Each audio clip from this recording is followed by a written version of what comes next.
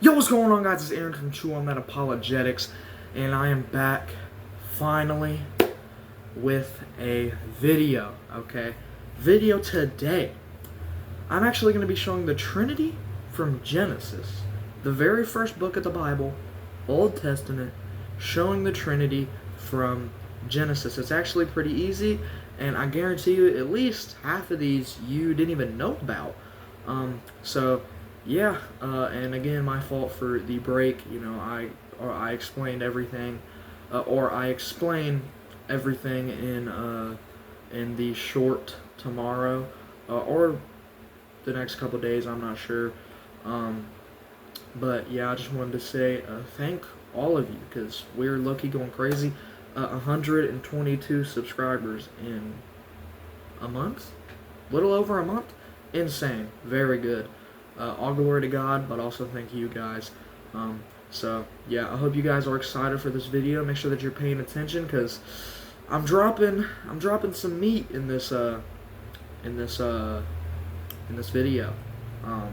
Apparently I don't know how to speak. I'm actually really excited to get back, so I'm gonna stop yapping and just go ahead and get into the actual video. So just to be clear, I'm going to be showing in Genesis that the Father is there, the Son is there, and the Holy Spirit is there, and that they are all three God. Now, obviously, you don't really get the full picture of like, oh, only God does these things, unless you go outside of the book of Genesis.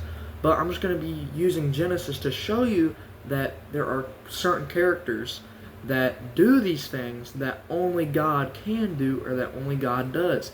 Whether that be that I have to go to other books to show this, which I will. I'll be going to Isaiah specifically for this stuff, and then other stuff which will just be pretty obvious once you actually look at it. So yeah, enough yapping. Let's get into the verses. Genesis 1:2. The earth was formless and empty.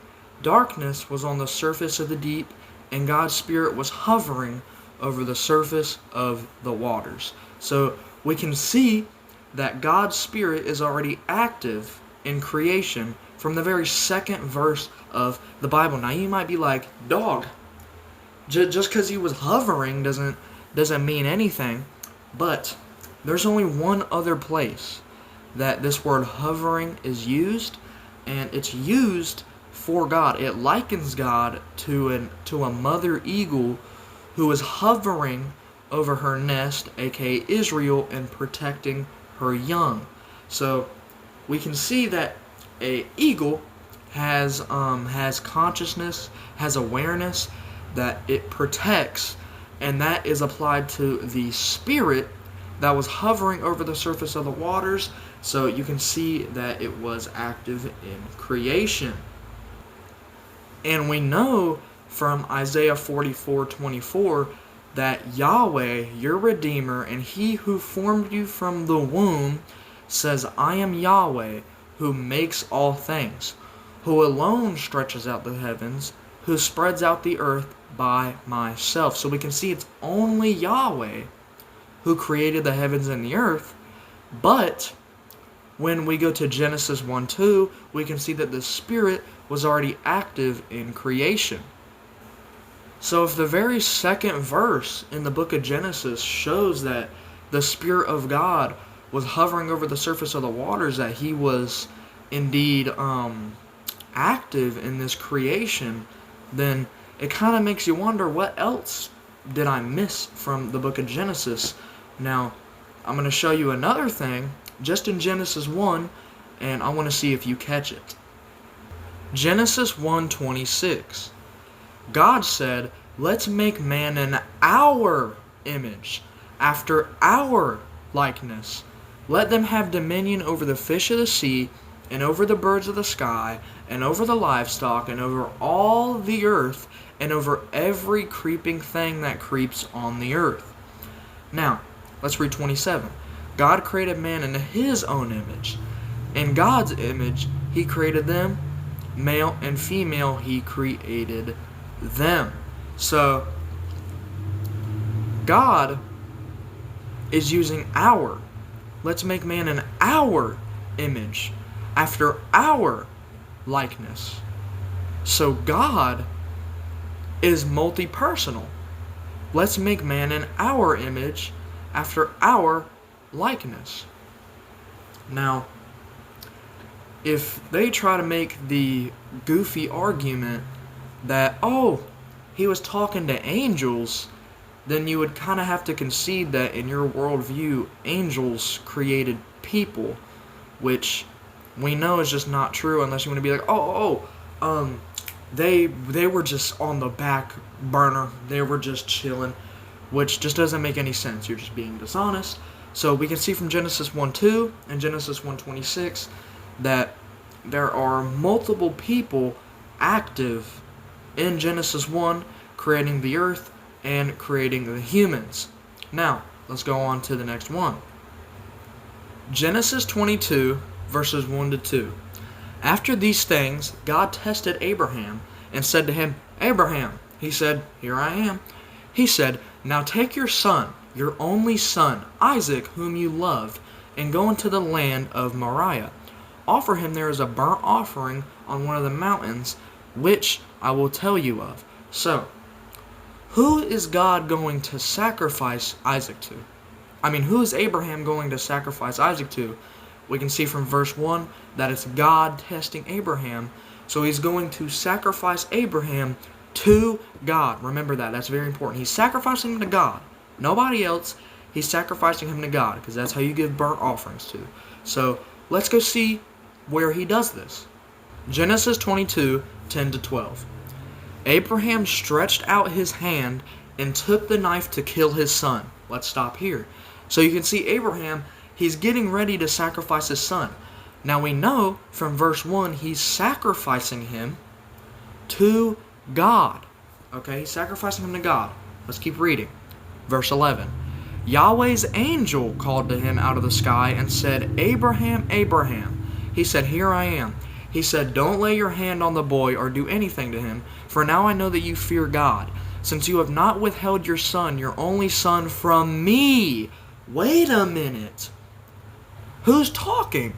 Yahweh's angel called to him out of the sky. Wait a minute.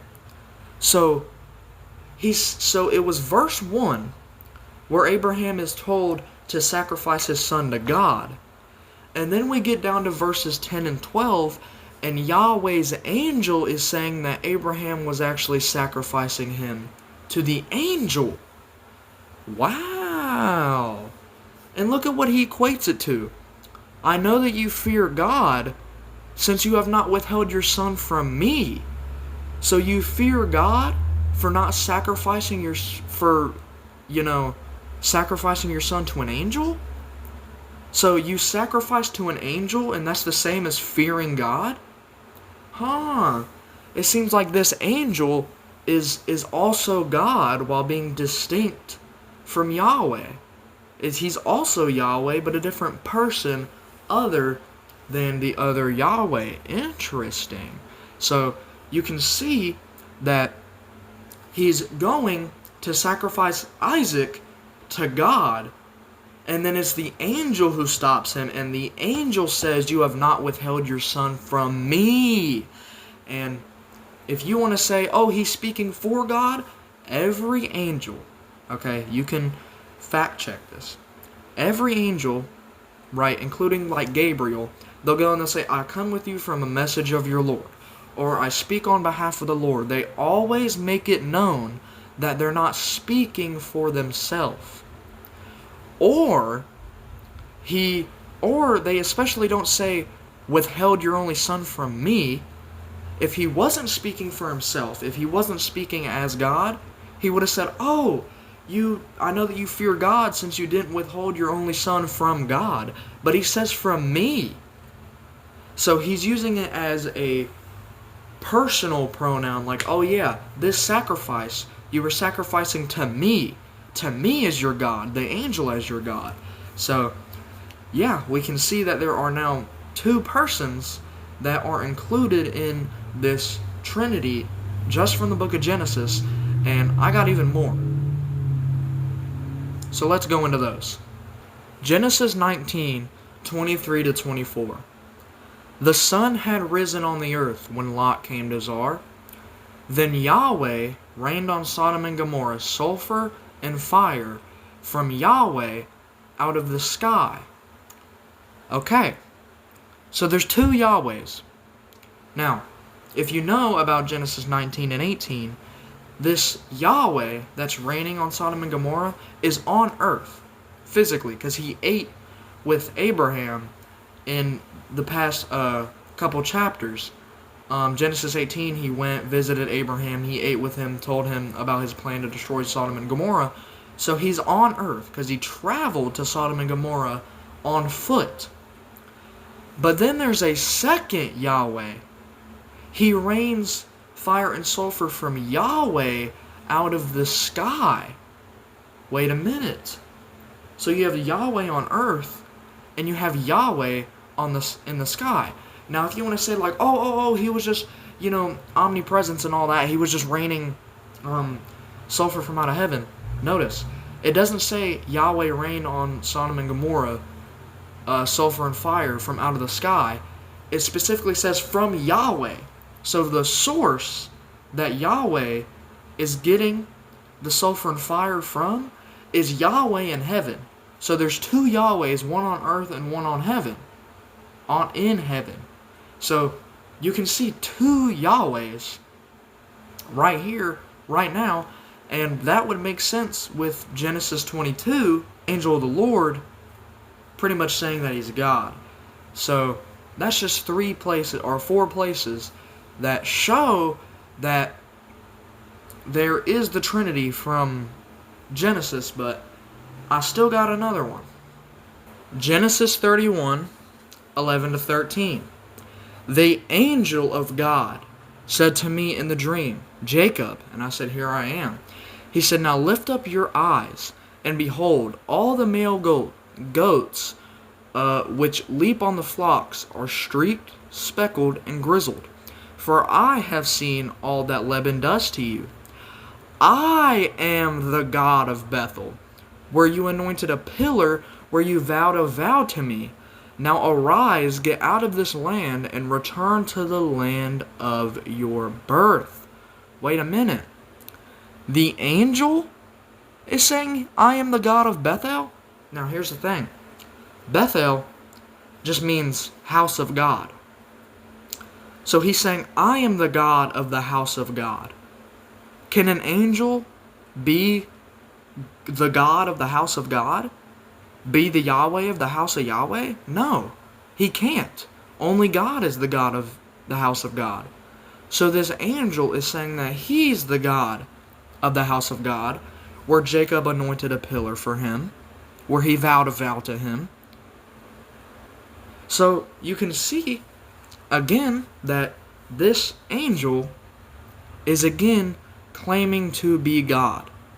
Now, I'm going to go on to my last point, and then we can wrap this up. Genesis 48:15-16.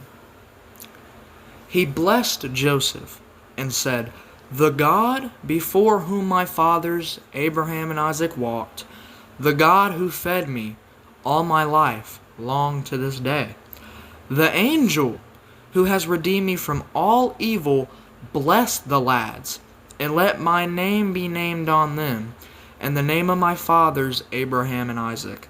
Let them grow into a multitude upon the earth. Wait!